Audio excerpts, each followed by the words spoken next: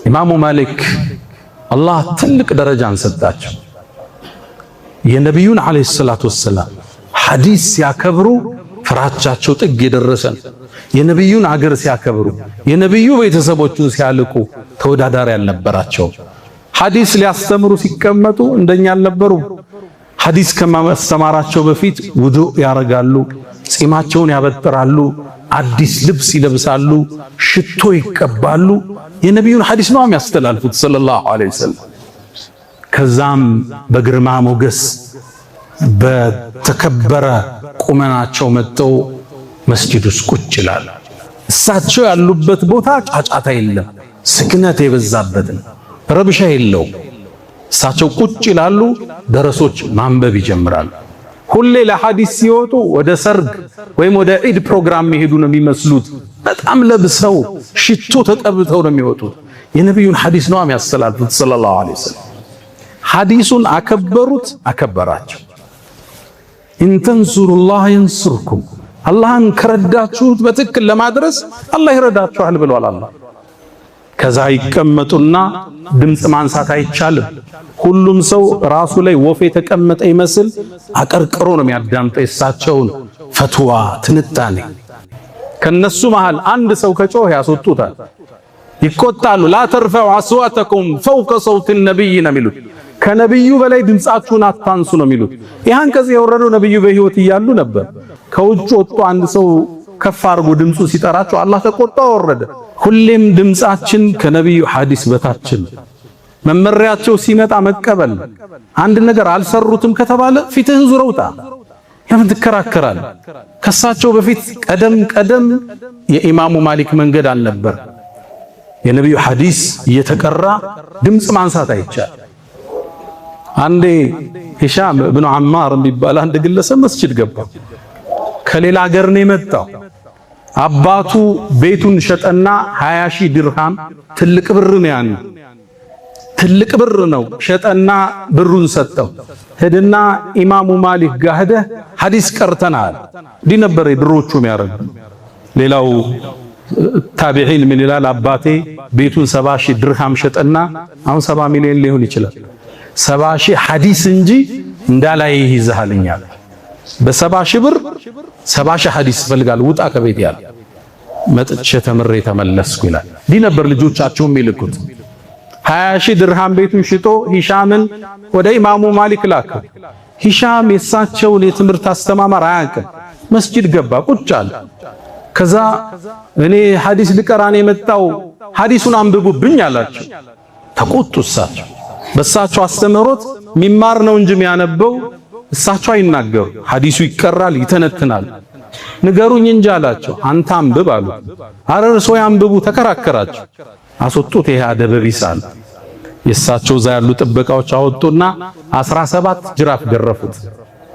ውጭ እያለቀሰ ጠበቃቸው።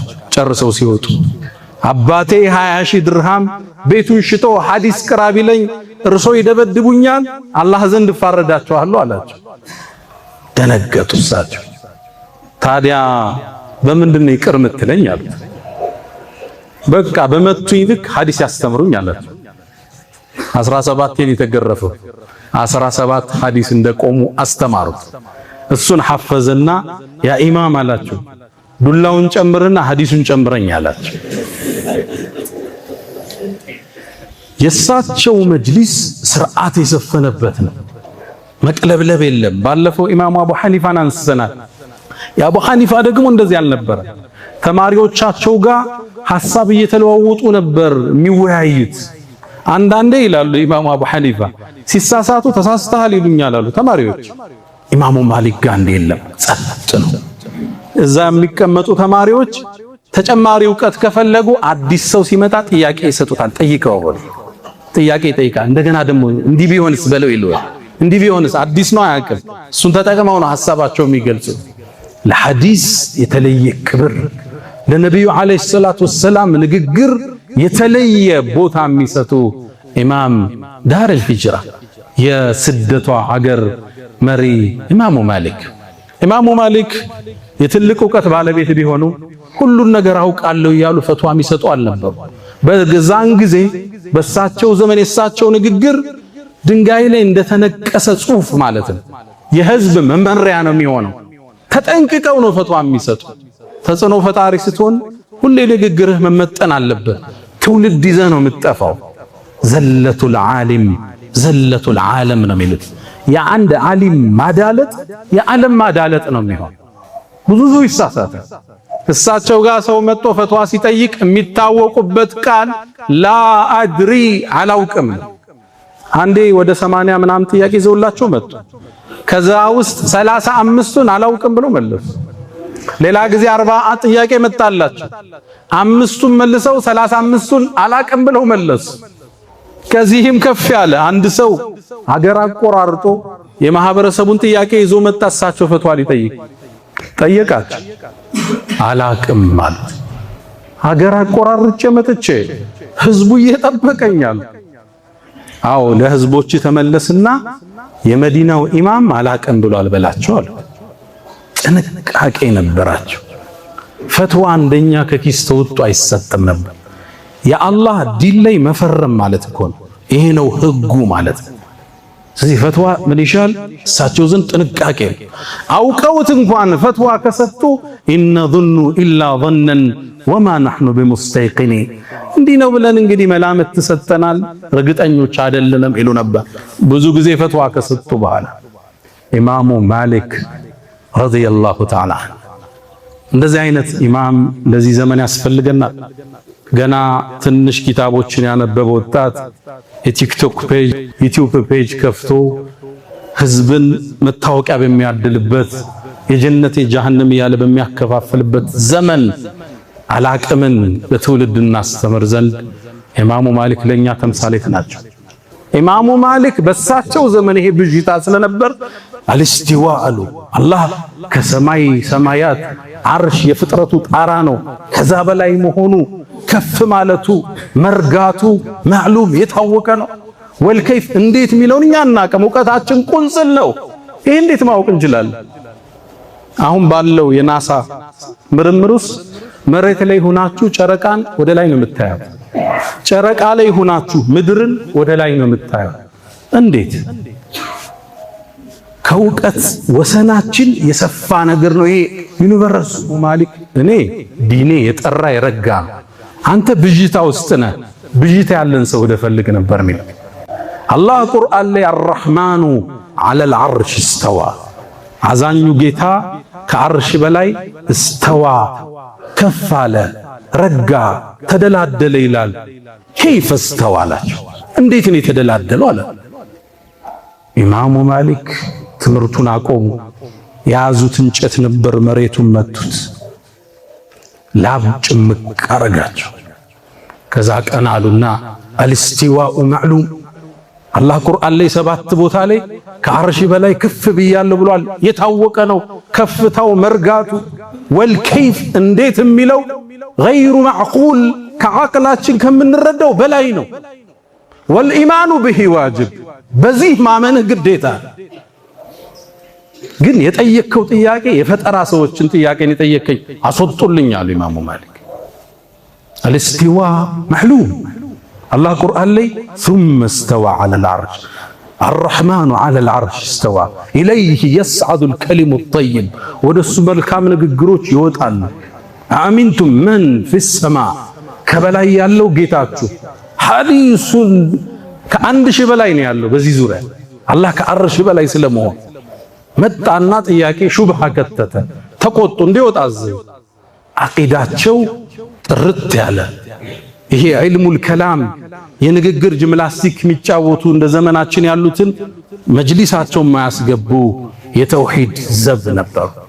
የምትወጣበት ስራ፣ ንግዱ፣ ትምህርቱ፣ የህይወት ጉዞ በሱ እንጂ በማን ይሆናል? ሌላ ጊዜ ሙስሊም ላይ እንደተዘገበው ሙዓዊያ ብን ሐከም ሰለሚ ባሪያ ነበረችው። ትንሽ ልጅ ነች። ይቺ ልጅ አጠፋች። በጎቹን በተኩላ አስበልታ ተበሳጨና መታት። ሲመታት ደነገጠ። ወደ ነብዩ መጣ አለይሂ ሰላቱ ወሰላም። አጥፍታብኝ መታዋት አላቸው። እሳቸውም እንዴት ብለው ትንሽ ከበደው ነገሩ። የአላህ መልእክተኛ ነፃ ላውጣት ባሪያ ነች ነፃ ላድርጋት ከወንጀሉ እንድጸዳ ሙእሚን መሆኗን ፈትኑልኝ አላቸው። አስጠሯት፣ መጣች። አንድ ቃል ጠየቋት። ሶሒህ ሙስሊም ያለኔ ሁለት ዘገባ ነው። አንደኛ ፊሰማ ከላይ አለች ይላል ሐዲስ። በሌላ ዘገባ ላይ ፈአሻረት ወደ ሰማይ በጣቷ አመላከተች ይላል። ከዛ ነብዩ ቀጠሉ። ፈመን አና እኔ ማን ነኝ አላቸው። አንተማ የአላህ መልእክተኛ ነህ አለቻቸው። ነብዩ ምን አሉ? ሙእሚን ነች፣ ነፃ አውጣት አሉ ነብዩ አለይሂ ሰላቱ ወሰላም። እኔን ሐዲስ ከሰማሁ በኋላ ህፃናትን ሞክሩና እኔን ታዘቡ። 4-5 ዓመት ልጅ አለችኝና አላህ የት ነው አልኳት። በእጇ ነው ወደ ሰማይ እየጠቆመች። ይሄ ሰው ልጆች ውስጥ አላህ የፈጠረው ተፈጥሮ ነው። ልጆቻችሁን ጠይቃችሁ ተመሳሳይ መልስ ካልሰጧችሁ ከኔ ኹጥባ እንዳትመጡ። አላህ ሰው ልጅ ሲፈጥር ይህን ስሜት ውስጡ አድርጎታል። ዱዓ ስናረግ እጃችን ይዘረጋው ለዛ ለምን እንዴት እንጋጣል? ይመጣልሃል። ተፈጥሮ ነው። ሰማይ ይስባሃል። ለዛ ነው ሐመዳን የሚባል በዛ ዘመን በኢማሙ ማሊክ ዘመን ሚንበር ላይ ቆሞ አላሁ መውጁዱን ቢላ መካን ሲል አንድ ሰው መጣ። ይህን ቃል አልክ አላህ ቦታ የለውም ትላለህ፣ ግን ዱዓ ሳረግ ለምንድን ነው እጄን ወደ ሰማይ አንሳው ሚለኝ አላቸው። ከዛ ተከዘ፣ ፊቱ ተቀየረ። ሐየረኒ ሐማዳን፣ ይሄ ወጣት እኮ አወዛገበኛል። ለምን ነው ውስጥ የሚጠራህ ወደ ላይ? አርረሕማን ዐለል ዐርሽ እስተዋ። ኢማሙ ማሊክ በሳቸው ዘመን ይሄ ብዥታ ስለነበር አልስቲዋ አሉ። አላህ ከሰማይ ሰማያት አርሽ የፍጥረቱ ጣራ ነው። ከዛ በላይ መሆኑ ከፍ ማለቱ መርጋቱ ማዕሉም የታወቀ ነው። ወልከይፍ እንዴት የሚለውን እኛ እናቀም፣ እውቀታችን ቁንጽል ነው። ይህ እንዴት ማወቅ እንችላለን? አሁን ባለው የናሳ ምርምሩስ መሬት ላይ ሆናችሁ ጨረቃን ወደ ላይ ነው የምታዩት። ጨረቃ ላይ ሆናችሁ ምድርን ወደ ላይ ነው የምታዩት።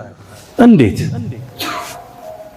ከእውቀት ወሰናችን የሰፋ ነገር ነው። ይሄ ዩኒቨርስ የአላህ ሁኔታ ከአቅላችን በላይ ነው። እኛ የተሰጠን በማናቀው ነገር ማመን ነው። ለዛ ነው አላህ ኪታቡን ሲጀምር አሊፍ ላም ሚም ዛሊከል ኪታብ ላ ረይበ ፊህ ሁደን ሊልሙተቂን ብሎ የምእመናን መመሪያ ነው ካለ በኋላ መጀመሪያ መጣው አለዚነ ዩእሚኑነ ቢልገይብ። ከምናቀው ማናቀው የበዛ ነው። የተሰጠን እውቀት ትንሽ ነው። ስለ ተሸከምናት ሩህ እንኳን ጠይቀን መልስ አልተሰጠንም። ወየስአሉነከ ዐን ሩህ፣ እነሱ ውስጥ ስላለችው ሩህ ይጠይቁሃል። የሩህ ጉዳይ የጌታዬ ነው በላችሁ። ወማ ኡቲቱም ሚነል ዒልም ኢላ ቀሊላ፣ ከእውቀት ትንሽ እንጂ አልተሰጣችሁ። የሩህን ውስብስብ ሚስጥር የመረዳት አቅም የሰው ልጅ አልተሰጠው። ማመን ነው ያለብን። الرحمن على العرش استوى ألا وفعلوا الخيرات واستغفروا ربكم فطوبى للمستغفرين. ولا إله إلا الله تعظيما لشانه صلى الله وسلم وبارك على رسوله وإخوانه. أما بعد، ود مؤمنان የኢማሙ ማሊክ የከፍታ የምቾት ዘመን ግን ሌላም ገጽ ነበር። ኢማሙ ማሊክ በእስርና በእንግልትም ውስጥ አልፈዋል። ያለፉበትም በአንድ ፈትዋ የተነሳ ነው። እንግልት እስር ገጥሟቸዋል። አንዴ የኡመውያዎቹ ስሮ መንግስት ተወግዶ አባሲያ የሚባለው ስሮ መንግስት ሲተካ ያኔ ሀገሪቱ መረጋጋት አጣ ነበር፣ የስልጣን ሽግግር ስለነበር። ሁለተኛው የአባሲያው ንጉስ አቡ ጃዕፈር አልመንሱር፣ መንሱር ይባላል የጃዕፈር አባት። እሱ የሙስሊሙን ዓለም ይመራ ነው። እሳቸው የሚኖሩት መዲና ላይ ነው። መዲና ውስጥ የሀገሪቱ አስተዳዳሪ የመንሱር ዘመድ አለ። እሱ ነበር የሀገሪቱ ፕሬዝዳንት። ታዲያ ያኔ ኢማሙ ማሊክ አንድ ፈትዋ ሰጡ። አንድ ሰው አሉ ተገዶ ሚስቱን ቢፈታ ፍቹ አይወድቅም አሉ። ለምሳሌ አንድን ሰው ጥይት ይዘህ ፍታ ትለው ነፍሱን ለማዳን ፈትቻለሁ ይል ፍቹ አይወድቅም። ከዚህም የተነሱት ምንድነው? አንድ ሰው አይደለም ፍችን ኢማን ኩፍር ቃል እንኳን ተገዶ ከተናገረ ኩፍር ውስጥ አይወድቅም። አላህ ቁርአን ላይ እንደሚለው ኢላ መን ኡክሪሃ፣ ተገዶ ከሆነ ውስጡ በኢማን ረግቶ ተገዶ ካለው ያነ ሁኔታ አይወድቅበትም። እቺን ፈትዋ ሲሰጡ ሀገሪቱ ላይ ለማመጽ የተነሱ ህዝቦች ተጠቀሟል። እኛም እኮ ለመንሱር ቃል ኪዳን የሰጠነው አንተ ንጉስ ነህ ብለን ተገደን ነው። ስለዚህ እኛም ቃል ኪዳናችን ፈርሷል ብለው አስፋፉ ወደ ህዝቡ። የሀገሪቱ ፕሬዝዳንት መጣና የመዲና አንተ ማሊክ ሆይ እንዲህ ሰው ያደረገ ነው እባክህን ፈትዋ ተው አላቸው። እሳቸው ደግሞ ይሄ ዲን ነው አልተውም አሉ። ከዛ ሰላይ ከተተ ከሚያስተምሩበት ቦታ ሼክ መስሎ ገባና ጥያቄ ጠየቃቸው። ተገዶ አንድ ነገር ያጸደቀ ሰው ያ ነገር ይጸድቃል አላቸው። አይጸድቅም አሉ። ንጉሱ አስጠራቸው። ያኔ የሀገሪቱ ፕሬዝዳንት አንተ ለአማጽያኖች የሚሆን ፈትዋ እየሰጠ ኸሊፋው ስልጣኑ እንዳይረጋ ታደርጋለህ አለ። እስር ቤት ወሰዱታል። የተከበሩ ሰው ናቸው።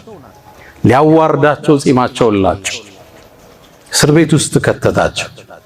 ደጋጎቹ ተፈትነዋል ወዳጆች።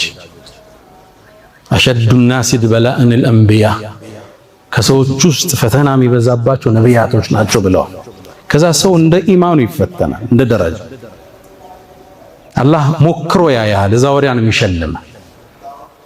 ለዛ ነው ነብዩላህ አዩብን ከፈተነው በኋላ እና ወጀድናሁ ሳቢረን ታጋሹ ነው አገኘነው። ኒዕመል ዐብድ አላህ ምን ሚያምር ባሪያ አለው አላህ። ከዛ በኋላ ነው የሸለማቸው።